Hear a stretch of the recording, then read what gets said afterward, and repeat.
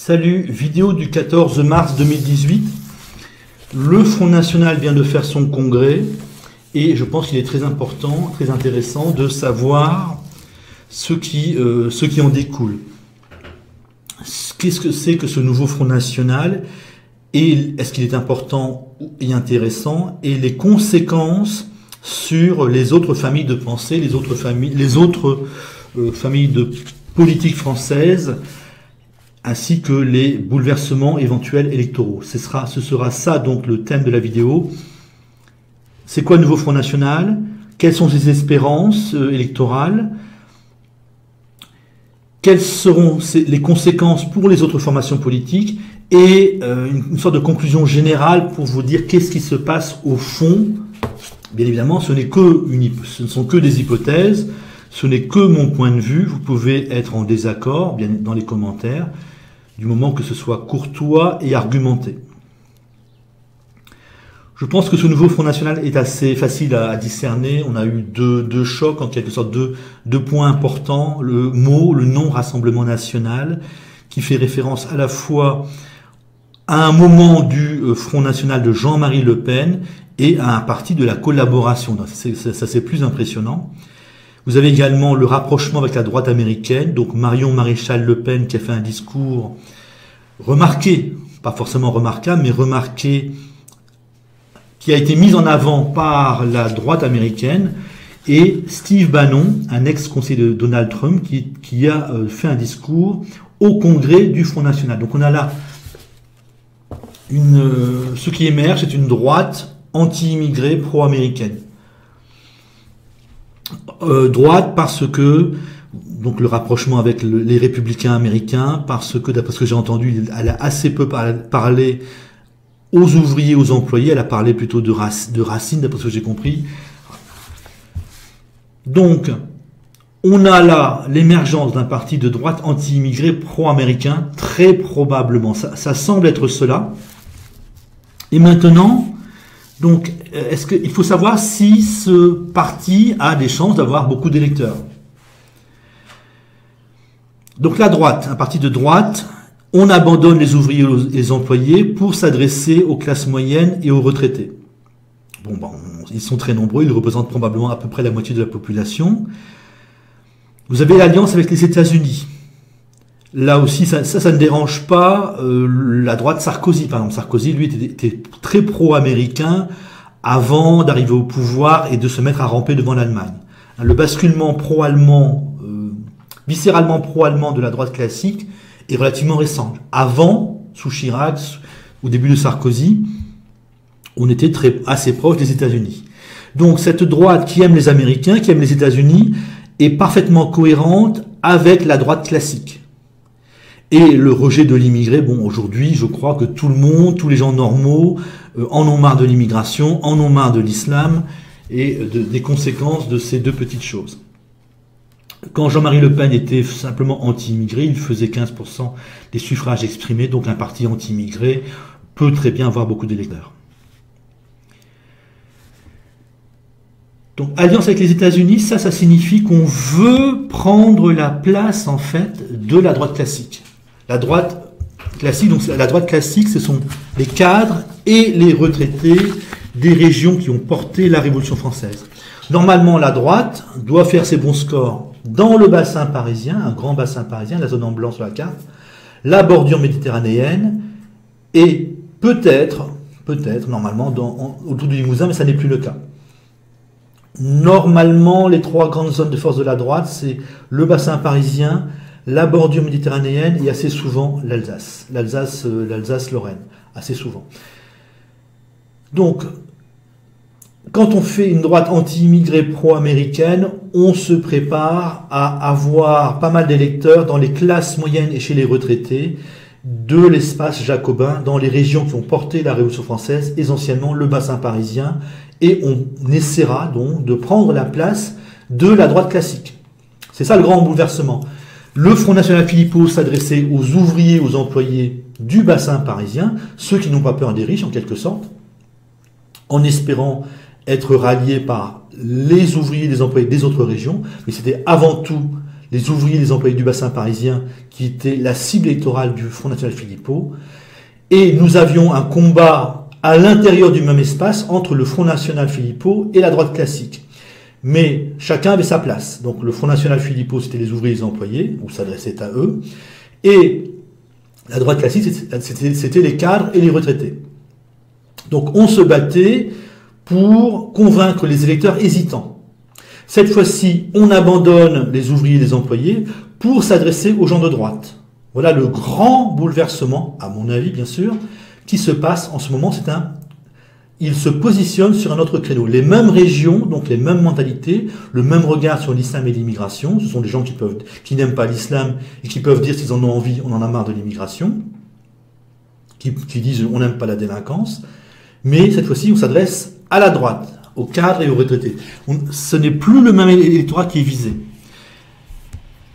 Et vous avez donc un combat à mort, cette fois-ci, entre la droite classique, la droite qui est pro-allemande aujourd'hui, et ce nouveau Front National. Hier, donc, on se battait pour être le plus fort dans le bassin parisien, et aujourd'hui, Front National nouveau, Steve Bannon, et la droite classique vont se battre pour avoir l'électorat de droite.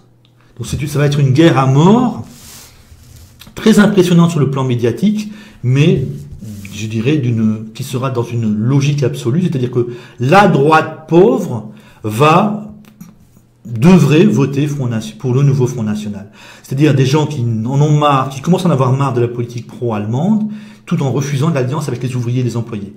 J'ai souvent entendu des gens de droite pauvres qui râlaient contre le Front National, Philippot, qui s'adressait aux ouvriers et aux employés. Donc vous avez la droite actuelle qui est pro-allemande et qui fait semblant d'être pro-française encore pour conserver cet électorat justement de droite pauvre qui rue de plus en plus dans les brancards. Et c'est à cet électorat-là que le Front National nouveau s'adresse. Et donc normalement, logiquement, la droite classique Wauquiez, Fillon, Sarkozy, la droite pro-allemande, va conserver l'électorat de droite qui a de l'argent. Et ce nouveau Front National va faire, normalement, devrait faire de bons scores dans la droite, chez les gens de droite, qui commencent à souffrir beaucoup, qui commencent à être très inquiets. Voilà, je crois, l'électorat visé. Ça fait combien d'électeurs, cela? Donc la droite classique, je vous ai dit, donc c'est les cadres et les retraités des régions qui ont porté la Révolution française. En gros, donc, la Révolution française, c'est en très gros la moitié du territoire, et les cadres et les retraités, c'est l'autre moitié. Donc la droite classique, c'est un quart des électeurs. Vous avez par exemple donc les ouvriers et les employés des régions qui ont porté la Révolution française, qui votaient communistes dans le passé, ou qui ont voté beaucoup Front National Philippot, et vous avez donc les cadres et les retraités des régions qui ont détesté la Révolution française, qui ont beaucoup voté centriste, en très gros, en 2017, et les ouvriers et les employés des régions qui ont détesté la Révolution française, qui ont pas mal voté Mélenchon en 2017. Donc, ce nouveau Front National s'adresse non pas à la droite, mais à la droite pauvre. Alors, la droite, c'est déjà un quart de l'électorat, donc on peut supposer que la droite pauvre, c'est, mettons, la moitié de cet électorat-là, on en arrive à peu près 12%. La droite pauvre, je ne sais pas combien ça représente exactement, mais on part sur une base de 1 électeur sur 8. Le Front National s'adressant à la droite pauvre, donc ça devrait faire autour de 12%, si on suppose que la moitié des gens de droite sont pauvres. Nous allons vers une explosion de pauvreté d'ici de mars 2018 à 2020, plus l'immigration qui va augmenter, plus le nombre de jeunes issus de l'immigration qui va exploser, plus la délinquance qui va exploser suite à l'explosion de pauvreté. Donc cette droite pauvre a vocation à représenter de plus en plus de personnes et donc devrait avoir de plus en plus d'électeurs. Voilà, là ce qui se passe, c'est vraiment une mutation de la droite en fait. On s'adresse à la droite qui veut que ça change et qui refuse l'alliance avec les ouvriers et les employés. C'est ça, je crois, vraiment le nouveau Front National. Et ça ne fait qu'un huitième, si on suppose que la moitié des gens de droite sont pauvres, ça ne fait qu'un huitième des électeurs, donc 12% à peu près. Mais comme nous allons à la catastrophe dans tous les domaines, pauvreté, immigration, finalement, ce nouveau Front National a un bon créneau. Il a les cadres du Front National sont à l'aise. Ils n'aimaient pas ce Front National Philippot qui s'adressait aux ouvriers, aux employés. Là, cette fois-ci, ils sont parfaitement à l'aise. Donc c'est une petite machine de guerre très soudée, très cohérente qui s'est mise en place et qui, avec l'appauvrissement, avec la situation qui va s'aggraver sans arrêt, devrait progresser sans arrêt. Donc on a un Front National qui a une base électorale assez faible initialement, en 2018, mais qui devrait progresser sans arrêt et qui a de bonnes chances finalement de liquider la droite classique, la droite pro-allemande, avec l'échec du projet européen, avec la catastrophe qui nous arrive, et donc devenir l'un des deux grands partis politiques du pays. Première conclusion, c'est donc ce parti de droite très intéressant, car déjà, il veut nous décoller de l'horreur allemande. L'arrimage à l'Allemagne, c'est quoi maintenant? C'est vivre dans la misère en se faisant taper dessus par des Noirs et des Maghrébins qui violent votre fille. En gros, c'est ça. Je n'exagère même pas. En gros, en tendance, c'est ça. Nous allons attendre simplement d'avoir de plus en plus de pauvreté, de plus en plus de violence, tout bêtement, et dès qu'on aura 60% des Français qui vont vivre dans la pauvreté et la violence, eh bien, ça va voter pour que ça change. Voilà le projet allemand. Donc, ce nouveau Front National qui propose un autre modèle, d'imiter les États-Unis, de se rapprocher des États-Unis, présente en quelque sorte une soupape de sécurité pour la société française et, avant tout, d'abord, en plaisant aux gens de droite. C'est important. C'est vraiment la fin de la prison allemande, mais pour non pas revenir à la France, pour se rapprocher des États-Unis. Et là, vous pouvez déjà commencer à vous dire, ça ressemble furieusement aux années 30. 30, 40, 45, on se met à imiter, coller, s'allier aux États-Unis. L'autre conséquence importante, c'est l'affaiblissement normalement considérable de la droite classique. Et donc imaginez un Front National à 13 ou 14, à 15% et un Fillon à 15% également. Peut-être qu'aucun des deux n'aurait été au second tour de la précédente présidentielle. Donc ça, même du point de vue électoral, ça aura des conséquences très importantes par le combat à l'intérieur même de la droite pour la domination de la droite, avec la fin donc de la domination de la droite classique, droite Vauquier-Sarkozy, Vauquier-Fillon-Sarkozy, qui devrait perdre énormément d'électeurs. Là, après l'effondrement du Parti socialiste, nous devrions avoir l'effondrement de la droite classique. Le Parti socialiste s'est effondré au profit du centre Macron, des fanatiques de l'Allemagne. Et là, la droite classique pro-allemande devrait s'affaiblir énormément au profit d'une droite pro-américaine qui propose autre chose. Je crois que c'est cette autre chose qui est très important dans cette mutation du Front National. Vous comprenez bien, on ne s'adresse pas à la France. Là, je vous avais fait une vidéo sur les moteurs de la destruction de la France en vous disant ce sont les classes moyennes elles-mêmes qui veulent détruire la France, les unes par arrimage à l'Allemagne et les autres, donc les unes c'est les Girondins, c'est les centristes et le Parti socialiste, et la droite elle-même n'est pas tellement pro-allemande, elle est pro-argent, et c'est ce que nous voyons aujourd'hui avec le Front National qui vire pro-américain. L'arrimage à l'Allemagne ne marche pas, on ne va pas revenir à la France, les classes moyennes ne vont pas revenir à la France, elles vont se rapprocher des États-Unis pour conserver l'absence d'égalité. Ce qui est détruit là, c'est l'égalité dans l'égalité et la liberté. Avec l'Allemagne, on détruit tout, on détruit l'égalité et la liberté. En plus, avec l'Allemagne, c'est la mort, puisque l'Allemagne est occupée à mourir, c'est la mort, c'est se faire taper dessus, violer par des Noirs et des Maghrébins, puis les tuer. Voilà le projet allemand, ça n'intéresse quand même pas grand monde, il faut vraiment être taré pour vouloir cela. Et la droite, donc, la droite, c'est comme des gens normaux. La droite, le moteur de la droite, c'est l'argent. L'arrimage à l'Allemagne lui permet de se débarrasser des ouvriers et des employés, mais ça va tellement mal que même les gens de droite commencent à souffrir, commencent à aller mal. Et donc, eux sont capables de dire on se décolle de l'Allemagne, contrairement donc aux gens qui ont voté Macron et qui sont des Girondins, les gens du centre ou du PS. Et donc, pour continuer à se débarrasser des ouvriers et des employés tout en espérant vivre correctement, on s'arrime aux États-Unis, on prend modèle sur les Américains, on s'allie à eux. On a un bouleversement politique qui est censé. Maintenant, la partie sur les conséquences pour la vie politique en général, pour les autres formations politiques françaises. Je vais parler d'abord des identitaires, puis de la mouvance patriote, des centristes et enfin des ouvriers et des employés du bassin parisien. Donc je vous dis ça. Les centristes, c'est les classes moyennes et les retraités des régions qui ont vomi la Révolution française. Mélenchon, donc c'est les ouvriers et les employés des régions qui ont vomi la Révolution française, mais qui ne vivent pas à côté des Noirs et des Maghrébins. Et les identitaires, ce sera, en gros bien sûr, donc probablement, je veux dire les jeunes, je ne sais pas si c'est les ouvriers, les employés ou les cadres et les retraités, les jeunes des régions qui ont vomi la Révolution française et qui vivent avec des immigrés, vivent avec des Noirs et des Maghrébins pas très loin de chez eux. Et eux devraient faire émerger un parti politique qui pour le moment, c'est une mouvance identitaire.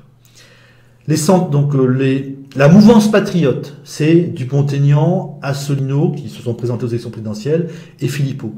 La mouvance patriote, vous regardez les bons scores de Dupont-Aignan, il a fait 5% à la présidentielle, c'est le bassin parisien. Il n'y a pas de hasard. Les identitaires, ce sera les régions contre-révolutionnaires avec immigrés noirs, avec noirs et maghrébins, et turcs. La mouvance patriote, c'est le bassin parisien moteur, et peut-être les deux régions qui ont suivi la Révolution française ou qui y ont participé, autour du Limousin et autour de Marseille, mais plus probablement donc le bassin parisien plus la bordure méditerranéenne plus le Nord-Pas-de-Calais.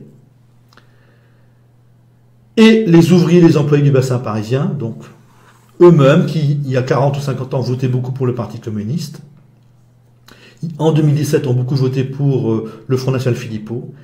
Et si je dis ouvriers employés du bassin parisien, ça veut dire qu'ils n'ont pas de parti politique pour les représenter.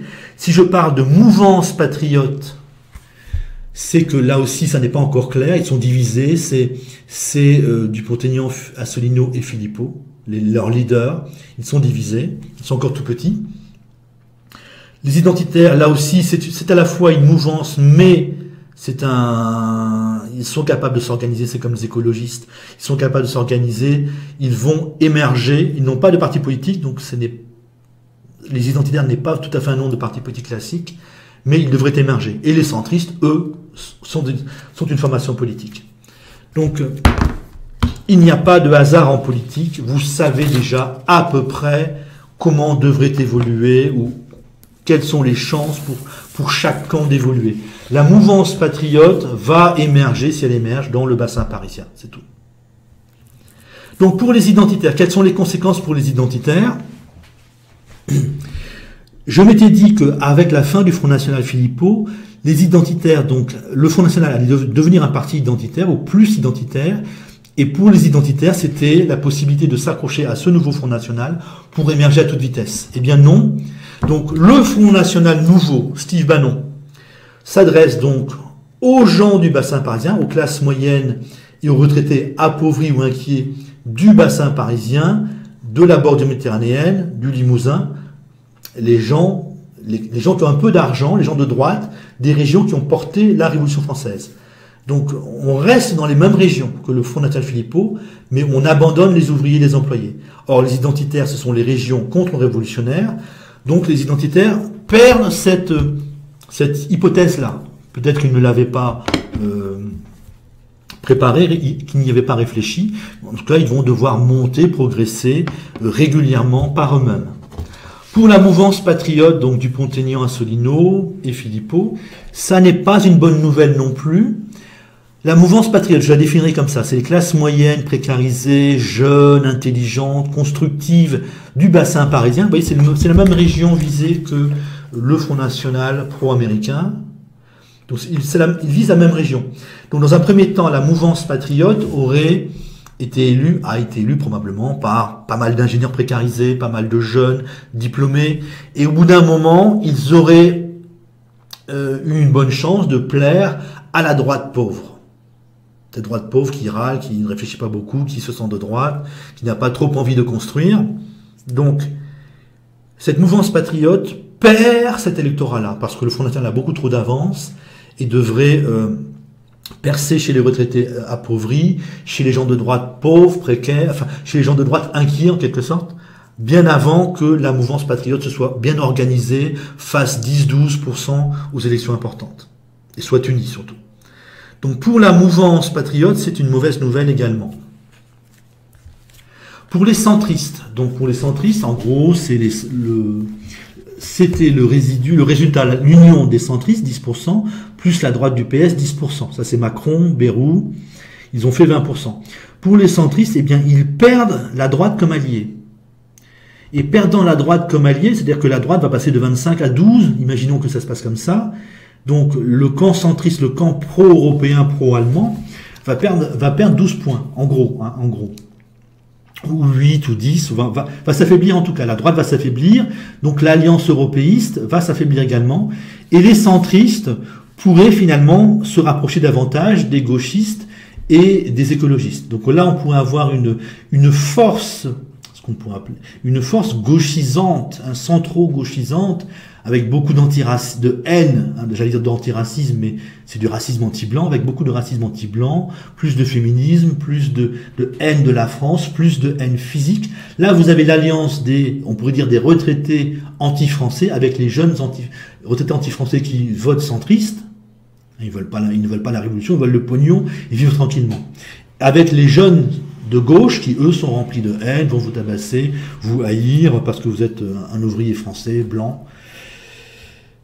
Et donc, on s'achemine là, peut-être, bien sûr, vers une force politique puissante, et c'est la plus dangereuse pour la démocratie, c'est la plus haineuse, c'est la plus violente. Donc là, on a vraiment un parti fascisant, enfin, je ne devrais pas dire fascisant, un parti nasillant, on pourrait dire, des petits nazis pour l'instant, parce que les fascistes n'étaient pas antisémites.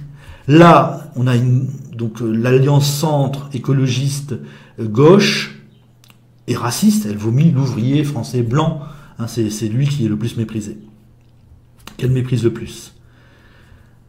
Donc, pour les centristes, ça aura aussi une conséquence très impressionnante, cette constitution possible d'une grande alliance centre écologiste et une partie des gauchistes, pour un parti politique extraordinairement dangereux, pro-allemand, anti-français, ça va être assez impressionnant.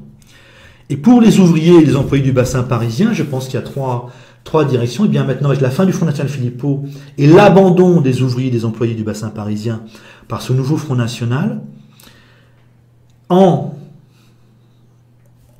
actant de l'effondrement économique d'ici 2020, de 2018 à 2020, peut-être qu'en 2021, les ouvriers et les employés du bassin parisien vont descendre dans la rue massivement.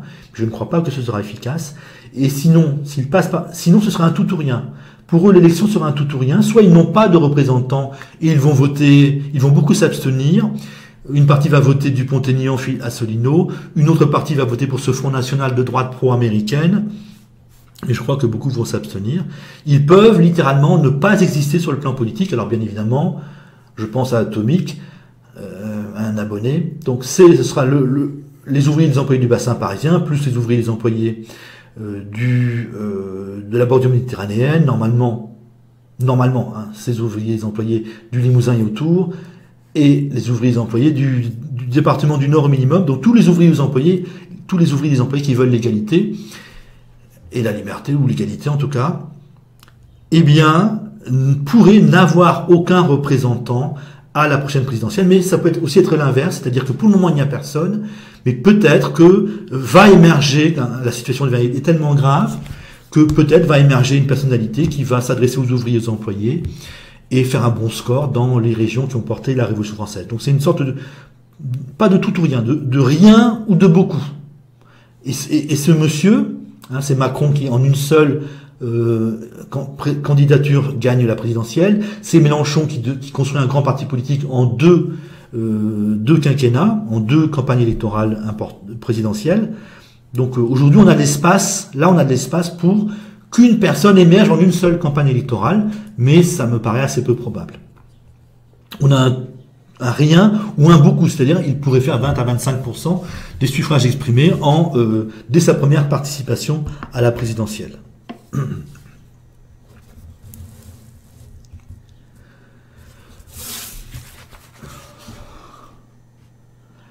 Donc, en gros, ce nouveau Front National représente la droite qui souffre et qui veut faire autre chose que d'aller ramper devant l'Allemagne, que de crever par amour pour l'Allemagne. Et elle réagit en prenant le chemin de l'alliance ou du rapprochement avec les États-Unis. Alors, si on a une vision générale, c'est-à-dire que ça va tellement mal, et tout le monde se dit que ça va aller de plus en plus mal. Donc, vous avez les Girondins, les descendants de la contre-révolution, qui sont toujours aussi tarés, ce sont des Allemands, on peut les appeler les Allemands, donc ils ont la mentalité allemande, on va jusqu'au désastre, on tue tout le monde, c'est le suicide collectif à l'allemande, c'est la monstruosité à l'allemande, ça va être le suicide collectif à l'allemande, en accusant les Noirs et les Maghrébins, je parie. Voilà ce que nous proposent les centristes et la gauche. Ou alors la gauche va haïr les Français blancs le plus longtemps possible, puis à un moment ça va basculer dans la haine des Noirs et des Maghrébins.